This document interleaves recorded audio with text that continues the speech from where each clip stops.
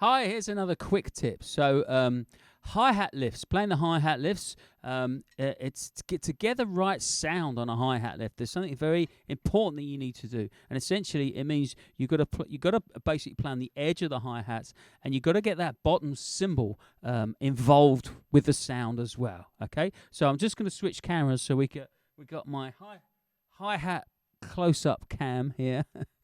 Here we go, hi-hat vision, so you can see it a little clearer now. So when you're playing a hi-hat lift on a beat, so what do I mean by that? One of these. Yeah?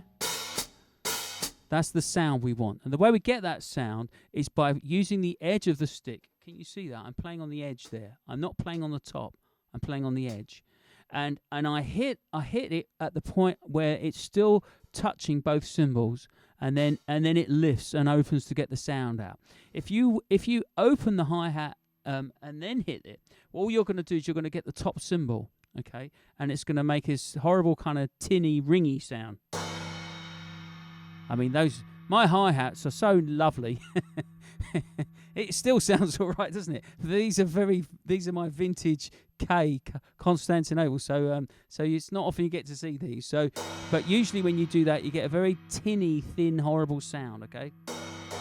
So you want to hit it at the point where they're still just touching. So it's like the foot comes up to meet the stick halfway, as when you do this motion.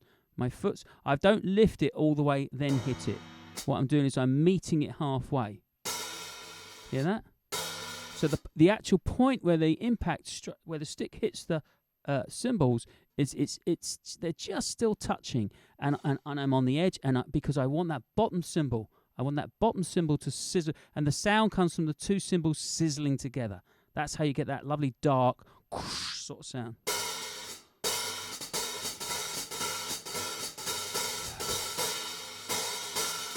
Yeah. Now, if I'm playing a beat where I'm using the tip of the stick, okay, maybe a nice light beat. I'm not always playing on the edge. Then what I'm going to do is, if I use a hi-hat lift, then I'm going to drop my hand slightly to get on the edge of the cymbal just for that one note. So here we go.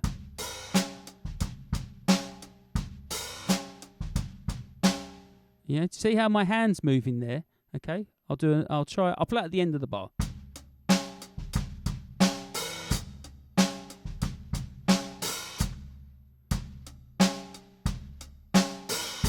See this hand movement? Now, I made another video on your hand position on the hi-hat, and that's very important because I want to make the minimal amount of movement. So if my hand needs to be in a good position there. So, there we go. That's your quick tip for today. Hi-hat lifts, you want to get a nice dark sound on the hi-hats, and the way you get that is you need both cymbals kind of sizzling together to get the tone of the hi-hat left, to get a good tone on that. Don't lift your foot up, then hit it. You're going to get that horrible tinny sound just from the top cymbal. There we go. Have fun with that. See you on the next one.